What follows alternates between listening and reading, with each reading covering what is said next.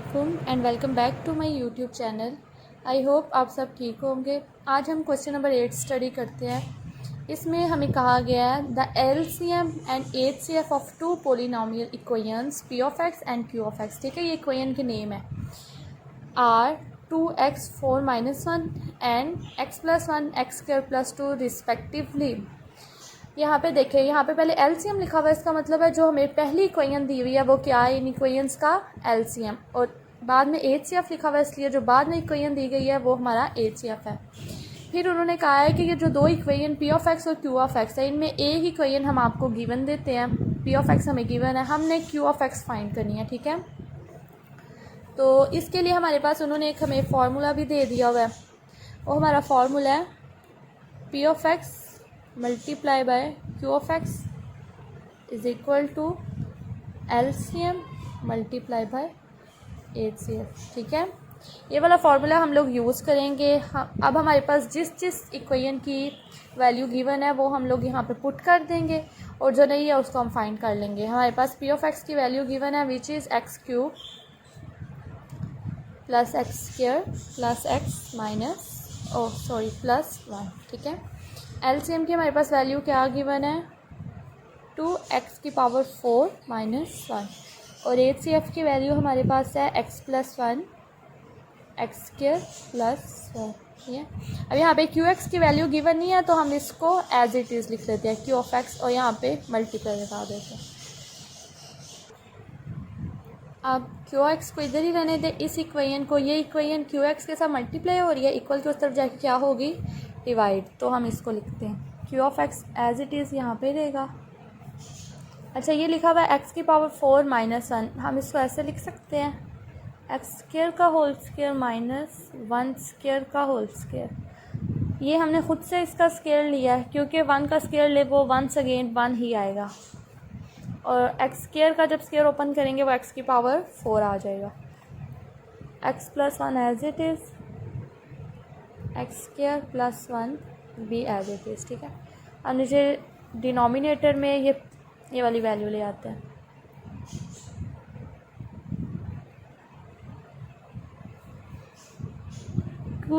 Q x हमने find करना है इसलिए उसको एज इट इज़ हम रहने देंगे। अब इसको हम ऐसा करते हैं, एक दफ़ा माइनस में लिखते हैं और एक दफ़ा प्लस में। ये फॉर्मूला आप सबको पता है, इसको एज इट इज़। अब अगर हम डिनोमिनेटर में देखें तो डिनोमिनेटर से हम फर्स्ट 2 टर्म से x² को कॉमन ले लेते हैं और लास्ट 2 टर्म से कुछ कॉमन नहीं आता तो हम 1 को कॉमन लेते हैं।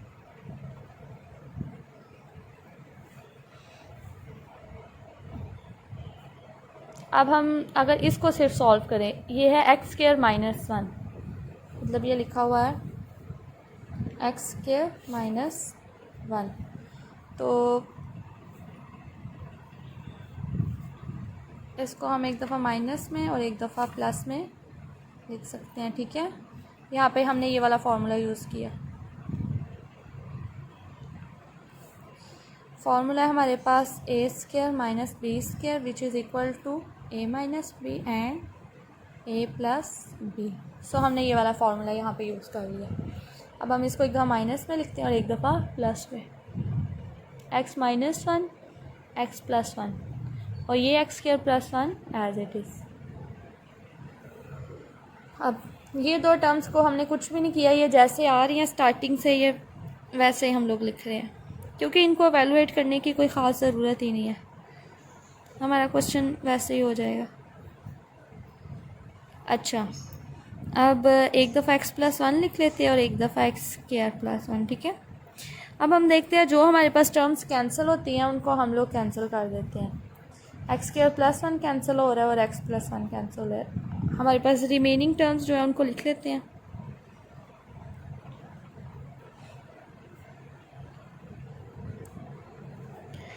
अब ये एक दफ़ा माइनस में एक दफ़ा प्लस में है तो हम इसको इसकी दूसरी फॉर्म में कन्वर्ट करते हैं। अब इसको हम लिखते हैं x² - 1 और ये वाली टर्म एज इट इज़। अब ये फिर एक दफ़ा माइनस में है और एक दफ़ा प्लस में है तो हम इसको लिख देंगे x⁴ - 1। ठीक है, और ये हमारी कौन सी इक्वेशन आ गई है, क्यू ऑफ एक्स। बस सिंपल था। Now let's start with question number 9। इस क्वेश्चन में हमें पी ऑफ एक्स की भी वैल्यू गिवन है, क्यू ऑफ एक्स की भी वैल्यू गिवन है।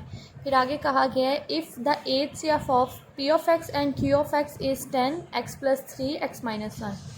इसका मतलब है कि अगर इन दोनों इक्वेशन का HCF हमारे पास ये हो तो हमने फाइंड करना है LCM। ये मैंने फार्मूला लिख दिया। अब हम इस फार्मूले में वैल्यूज़ को पुट करेंगे और फाइंड कर लेंगे। ठीक है, हमारे पास वैल्यू गिवन है पी एक्स की। पी ऑफ एक्स की क्या वैल्यू है, 10 x² - 9 x² - 3x + 2। Okay, Q of x की क्या वैल्यू गिवन है। यहाँ पे मल्टीप्लाई का साइन ना भी लगाएं, ठीक है, ऐसे ही आप लिखते, doesn't matter. 10x x + 3 and x - 1 का whole square which is equal to. अब LCM की हमारे पास वैल्यू गिवन नहीं है, सो LCM को हम एज इट इज़ लिख देते हैं और HCF की जो वैल्यू गिवन है उसको लिखते हैं 10 x + 3 एंड x - 1। ओके, अब हमने LCM की वैल्यू फाइंड करनी है। LCM को हम इस तरफ रहने देते हैं, बाकी ये HCF की जो वैल्यू है उसको इक्वल की दूसरी तरफ ले जाते हैं। और यहाँ पर भी देखते हैं स्टेप में क्या चीज़ एवेलुएट हो रही है, उसको एवेलुएट करते हैं। x² - 9 किसका स्क्वायर बन सकता है, x² - 3 का स्क्वायर। अच्छा, इसके हम लोग फैक्टर बनाते हैं और फैक्टर यहाँ पे बनाएंगे अगर, तो वो थोड़े स्टेप 2-3 स्टेप क्वेश्चन लेंथी हो जाएगा। ठीक है, ये क्वेश्चन वैसे ही थोड़ा लेंथी है, तो हम ऐसा करते हैं अपने रफ वर्क में इसके फैक्टर बना लेते हैं। साथ बेशक आप टेस्ट करते हुए या प्रैक्टिस करते हुए ये रफ वर्क मेंशन कर दें या ना करें, it's all up to you. 2 को x² से मल्टीप्लाई करेंगे तो आ जाएगा 2x²। ओके, इसके फैक्टर बनेंगे x² - 2x - x + 2। ठीक है, -2x में से x को जब ऐड करेंगे तो -3x आ जाएगा इसको। सो हमारे पास 2 फैक्टर आए हैं which is x - 2 and x - 1। हम इनको डायरेक्ट यहाँ पे लिख देते हैं। इससे कोई नहीं होगा कि आपके मार्क्स कटिंग होगा, ऐसा कुछ भी इशू नहीं होगा। ठीक है, 10x एज इट इज़, ये बाकी सब एज इट इज़ लिखते हैं which is equal to LC। इस इक्वेशन को हम डिनोमिनेटर में ले आते हैं।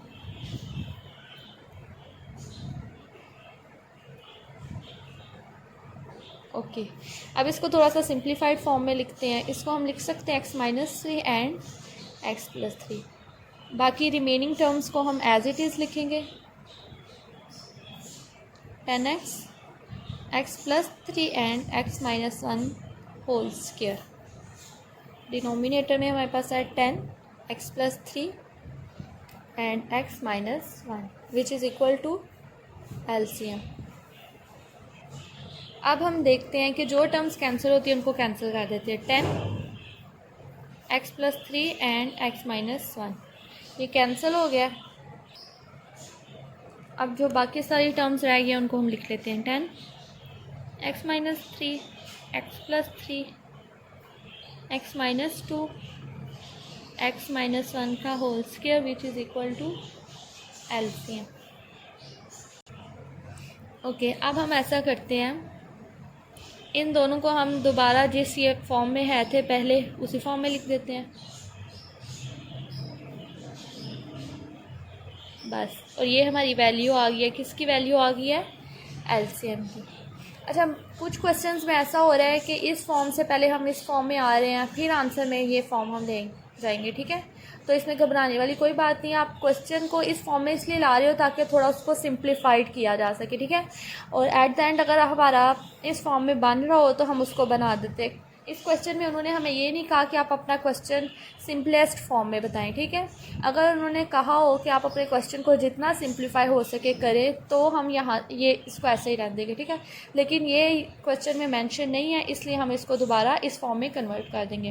और ये हमारे LCM की वैल्यू आ गई है। अब आप ये फर्दर इम्प्लाइज का साइन लगाएं, LCM को लेफ़्ट साइड पे लिख ले और इस वैल्यू को राइट साइड पे, बिकॉज हमें पता है कि अगर हम कोई भी वैल्यू को फाइंड करते हैं उस वेरिएबल को हम लेफ़्ट साइड पे मेंशन करते हैं। ठीक है, लाइक हम ए की वैल्यू फाइंड करते हैं तो हम ए इज़ इक्वल टू 5 लिखते हैं, ठीक है, 5 इक्वल टू ए नहीं लिखते। इसलिए मैंने इसको इस तरफ लाने के लिए ये वाला साइन यूज़ कर लिया और ये इधर एलसीएम लिख दिया और ये हमारा आंसर आ गया। अब हम क्वेश्चन नंबर 10 सॉल्व करेंगे। इस क्वेश्चन में हमें कहा गया let the product of LCM and HCF of two polynomial be. मतलब एलसीएम और एचसीएफ को अगर हम मल्टीप्लाई करें तो हमारे पास ये वैल्यू आ जाती है, ठीक है। If one polynomial is x plus 3x minus 2 and the second polynomial is x square plus के एक्स प्लस 5।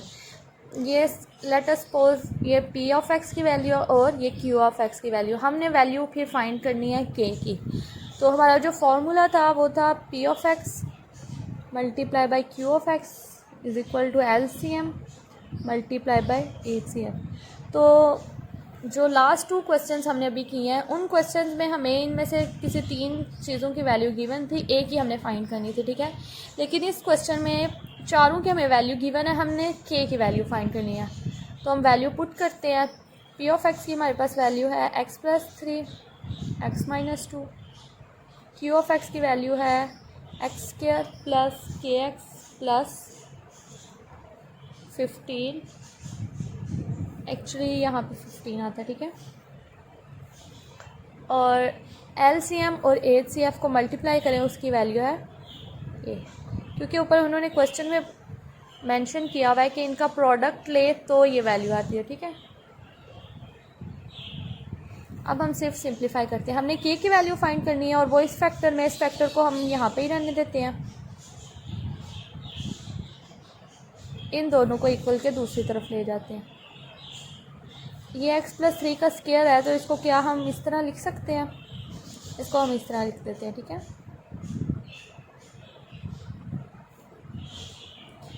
देखिए कुछ क्वेश्चन में ऐसा होता है कि अगर हमारे पास कोई वैल्यू स्क्वायर में है तो हम उसका स्क्वायर ओपन करते हैं, ठीक है, a square plus 2ab plus b square के फॉर्मूले से।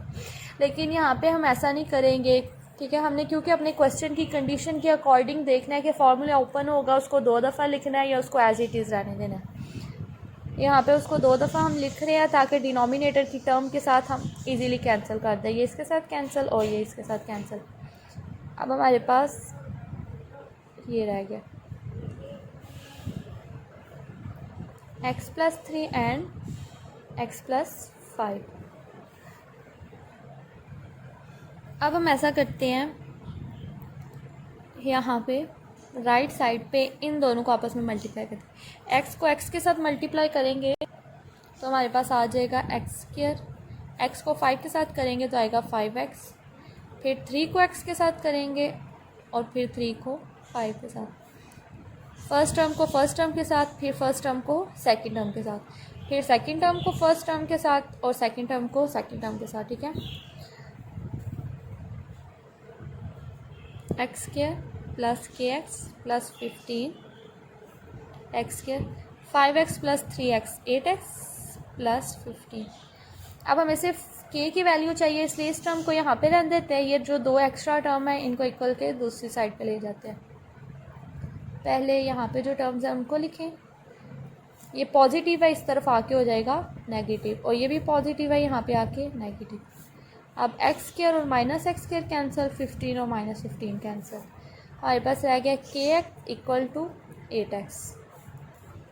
ये दोनों x कैंसिल तो हमारे पास के की क्या वैल्यू आ गई है 8। ये बहुत ही ज़्यादा सिंपल क्वेश्चन है, ठीक है।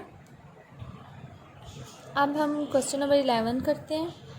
इस क्वेश्चन में मैं आपको बता देती हूँ क्या कहते हैं। उन्होंने कहा है वकास 128 बनानास और 168 एप्पल्स को डिस्ट्रीब्यूट करना चाहता है। वो चाहता है कि ये सारे जितने बनाना और जितने एप्पल है वो जितने भी स्टूडेंट को मिलें या बच्चों को मिलें सबको इक्वल मिलना चाहिए। मतलब अगर किसी को 2 बनाना मिले हैं तो उसे एप्पल भी 2 ही मिलने चाहिए और सब स्टूडेंट के साथ ऐसा हो कि ऐसा नहीं कि किसी को 2 एप्पल मिले हैं 2 बनाना और दूसरे किसी चिल्ड्रन को 3 एप्पल मिल गए हैं 2 बनाना मिल गए हैं, ऐसा कुछ भी नहीं, ठीक है।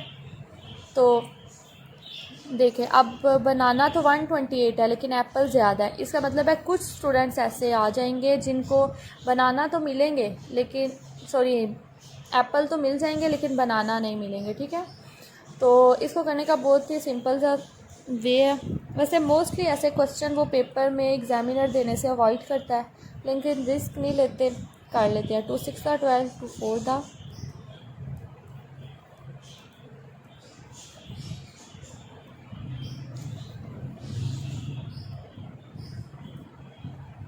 ये 28 का हमने एलसीएम ले लिया। अब हम एलसीएम लेते हैं 176 का।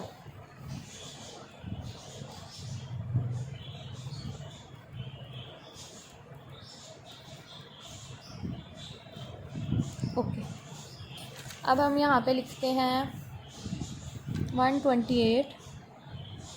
128 का एलसीएम लेने से क्या आया, 7 टाइम्स 2 आया।